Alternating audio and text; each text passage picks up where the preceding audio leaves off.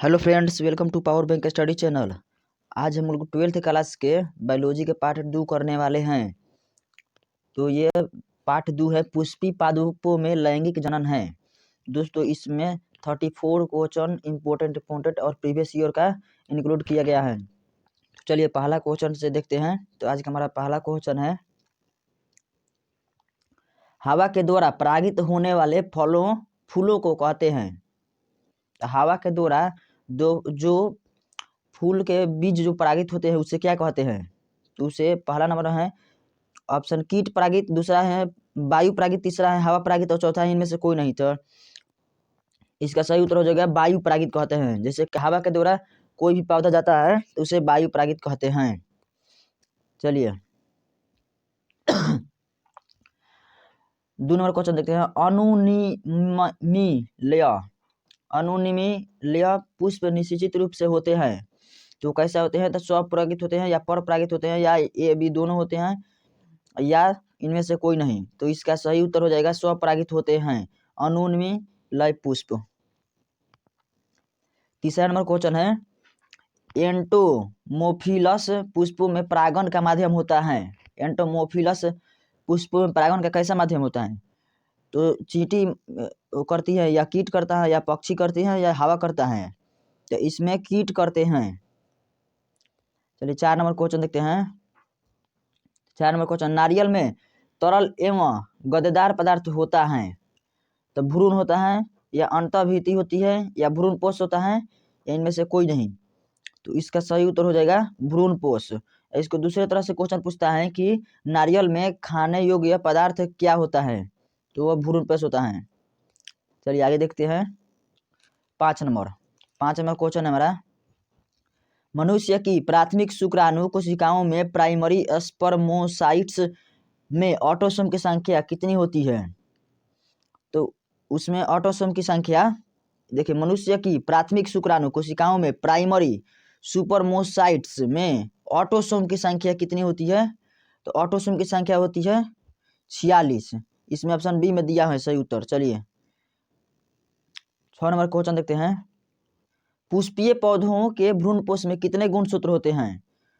पुष्पीय पौधों के भ्रूणपोष में गुणसूत्र की संख्या कितनी होती है? तो 3n होती है।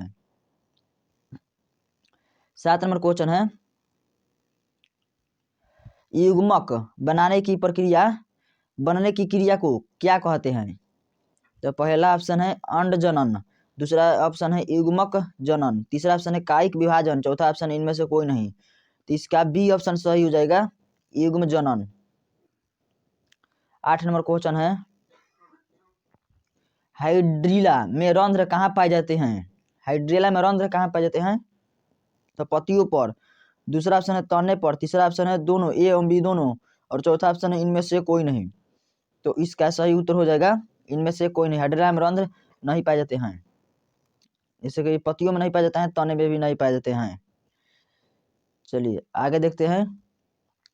परागकण का बाहचोल बना होता है। तो इसका पहला ऑप्शन है, मतलब परागकण का बाहचोल किससे बना होता है? तो पहला ऑप्शन है पेक्टोसेलुलोज से, दूसरा ऑप्शन है लिग्नोसेलुलोज से, तीसरा ऑप्शन है स्पोरोपालेनिन से और चौथा ऑप्शन है परागकीट से। तो इसका सही उत्तर हो जाएगा स्पोरोपालेनिन से बना होता है। 10 नंबर क्वेश्चन है, निम्न में से कौन कीटभक्षी पौधा है? इनमें से कीटभक्षी पौधा कौन सा है? तो ड्रोसेरा, पहला ऑप्शन है ड्रोसेरा, दूसरा ऑप्शन है नेफेंथिस। तो इसका सही उत्तर हो जाएगा ऑप्शन सी, ए एवं बी दोनों सही उत्तर हो जाएंगे, ड्रोसेरा और नेफेंथिस।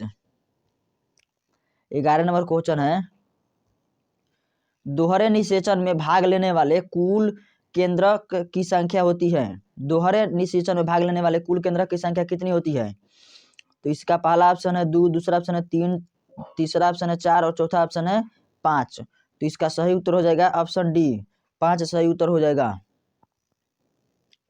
12 नंबर क्वेश्चन है, किसमें एंडोस्पर्म कारा तथा सेल्यूलोसिक हो जाता है? तो पहला ऑप्शन है आम में, दूसरा ऑप्शन है आइवरी वेयर में, तीसरा ऑप्शन नारियल में, चौथा ऑप्शन है रेंडी में।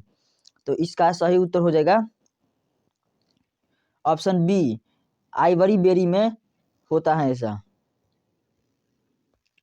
13 नंबर क्वेश्चन है, हरा नारियल डाब में निहित दूधिया जल है। तो हरा नारियल डाब में निहित दूधिया जल क्या है? तो इसका सही उत्तर हो जाएगा डिजेनरेटेड लिक्विड फ्री और न्यूक्लियर एंडोस्पर्म।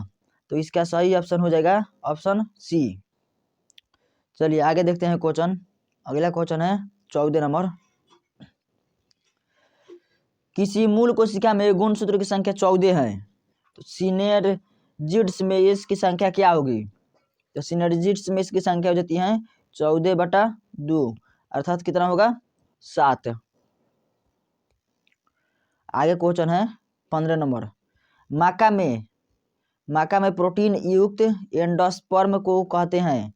तो माका में प्रोटीन युक्त एंडोस्पर्म को क्या कहते हैं?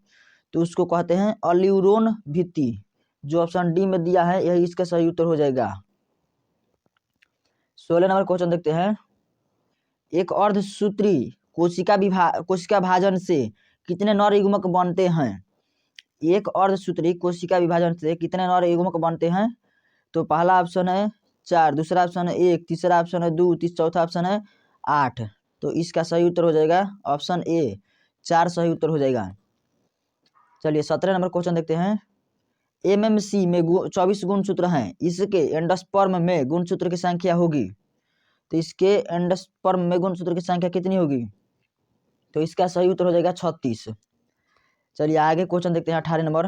18 नंबर क्वेश्चन है, आधुनिक भ्रूण विज्ञान के जनक हैं। आधुनिक भ्रूण विज्ञान के जनक कौन है? आधुनिक भ्रूण विज्ञान के जनक है ऑप्शन डी। ऑप्शन डी में कौन दिया है? वानवीर। वानवीर इसका सही उत्तर हो जाएगा। 19 नंबर क्वेश्चन है, एस्ट्रोबायोलेंथस कोन्थियाना नीला कुरिंजी, इसका दूसरा नाम है, 12 वर्ष में एक बार पुष्पीकरण से गुजरता है। विगत 2006 ईस्वी के सितंबर अक्टूबर में पुष्प लगा था। यह किस पहाड़ी क्षेत्र में पाया जाता है? तो इसका पहाड़ी क्षेत्र का नाम बताना है, किस पहाड़ी क्षेत्र में पाया जाता है। तो यह केरल एवं कर्नाटक के पहाड़ी क्षेत्र में पाया जाता है। तो इसीलिए इसका ऑप्शन ए सही उत्तर हो जाएगा। चलिए 20 नंबर क्वेश्चन देखते हैं। 20 में क्वेश्चन है, एंडोस्पर्म द्वारा किसे पोषण दिया जाता है? तो एंडोस्पर्म द्वारा किसे पोषण दिया जाता है? तो इसका सही उत्तर हो जाएगा भ्रूण को। एंडोस्पर्म द्वारा भ्रूण को पोषण दिया जाता है, तो इसीलिए इसका ए सही उत्तर हो जाएगा। 21 नंबर क्वेश्चन देखते हैं। 21 नंबर क्वेश्चन क्या है, आवृत बीजी में निषेचन होता है। आवृत बीजी में निषेचन कैसे होता है? तो आवृत बीजी में निषेचन होता है भ्रूणकोश द्वारा। तो इसका सही उत्तर हो जाएगा ऑप्शन बी सही उत्तर है। 22 नंबर क्वेश्चन है, निषेचन के बाद बीज के बीच आवरण किससे बनता है? निषेचन के बाद बीज के बीच आवरण किससे बनता है? तो पहला ऑप्शन है एम्ब्रियो साक, दूसरा ऑप्शन है इंटेगुमेंट्स से। तो यही इसका सही उत्तर हो जाएगा, इंटेगुमेंट्स से बनता है। चलिए 23 में क्वेश्चन देखते हैं, निम्नलिखित में कौन निषेचन के लिए आवश्यक है? तो निषेचन के लिए क्या आवश्यक है? तो ओव्यूल आवश्यक है। तो ओव्यूल किस ऑप्शन में दिया है? तो ओव्यूल ऑप्शन 2 में दिया है। तो यही इसका सही उत्तर हो जाएगा। चलिए आगे देखते हैं। 24 नंबर क्वेश्चन है, पक्षी द्वारा परागण को कहते हैं। तो पक्षी द्वारा परागण को क्या कहते हैं? तो इसका सही उत्तर हो जाएगा ऑर्निथोफिली। तो ऑर्निथोफिली किस ऑप्शन में दिया है? तो सी में दिया है। तो ऑर्निथोफिली ऑप्शन सी सही उत्तर हो जाएगा।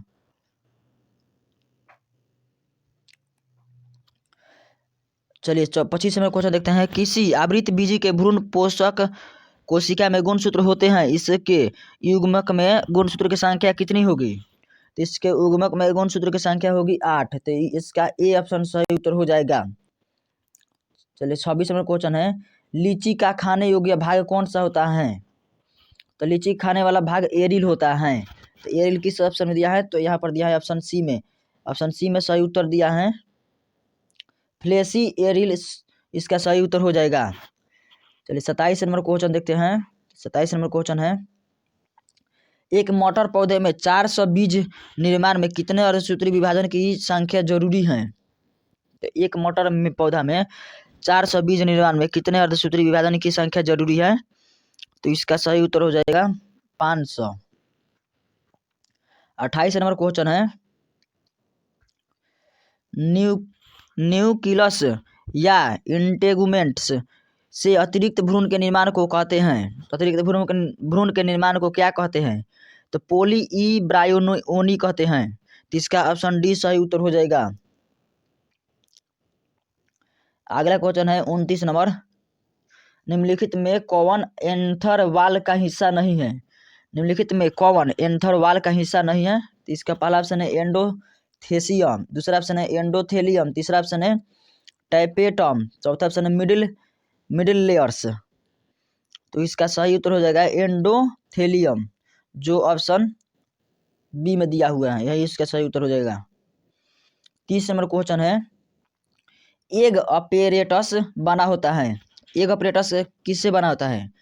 तो इसका पहला ऑप्शन है एग सेल से, दूसरा ऑप्शन है साइनेरजिड से, तीसरा ऑप्शन है एंटीपोडल्स से और चौथा ऑप्शन है ए और बी दोनों से। तो इसका सही उत्तर हो जाएगा ए और बी दोनों से बना होता है। एग अपैरेटस एग सेल और साइनेरजिड से मिलकर बना होता है। 31 नंबर क्वेश्चन है मेरा, नारियल के एंडोस्पर्म का कौन सा भाग लिक्विड सिंसिटियम कहलाता है? तो इसका सही उत्तर हो जाएगा नारियल बीज का लिक्विड एंडोस्पर्म, ऑप्शन ए इसका सही उत्तर हो जाएगा। 32 नंबर क्वेश्चन है, परिवर्धनशील भ्रूण द्वारा भ्रूणपोष का उपभोग किसके बीज में होता है? तो पहला ऑप्शन नारियल, दूसरा ऑप्शन है अरंड, तीसरा ऑप्शन है मटर, चौथा ऑप्शन है मक्का। तो इसका सही उत्तर हो जाएगा ऑप्शन सी मटर, इसका सही उत्तर हो जाएगा। 33 नंबर क्वेश्चन है, 33 नंबर क्वेश्चन है, इनमें से किसका पुष्पासन खाया जाता है? तो इसमें से पुष्पासन किसका खाया जाता है? तो पुष्पासन सेब का खाया जाता है, तो इसीलिए ऑप्शन बी इसका सही उत्तर हो जाएगा। 34 नंबर क्वेश्चन है और यह इस वीडियो का अंतिम क्वेश्चन होगा, तो चलिए इसको देखते हैं। स्तनधारी के शुक्राणु के मध्य भाग में क्या पाया जाता है? स्तनधारी के शुक्राणु के मध्य भाग में क्या पाया जाता है? तो इसके मध्य शुक्राणु में माइटोकॉन्ड्रिया पाया जाता है, जो ऑप्शन सी में दिया है, यही इसका सही उत्तर हो जाएगा। चलिए आज के लिए इतना ही, वीडियो देखने के लिए धन्यवाद। ऐसे ही अगला वीडियो जल्द ही आएगा, तो इसीलिए चैनल को सब्सक्राइब कर लीजिएगा। Thanks for watching.